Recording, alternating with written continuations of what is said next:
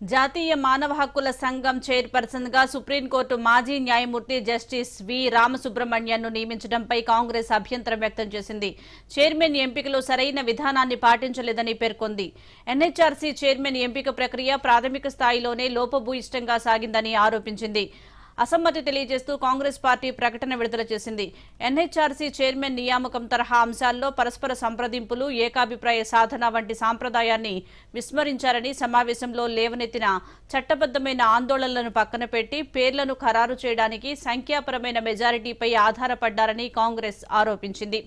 NHRC chairperson గా పనిచేసిన justice Arun Kumar Mishra ఈ ఏడాది జూన్ 1న పదవీ విరమణ చేయగా, సభ్యురాలు విజయ్ భారతి సహాయాని ప్రస్తుతం యాక్టింగ్ చైర్పర్సన్ గా వ్యవహరిస్తున్నారు.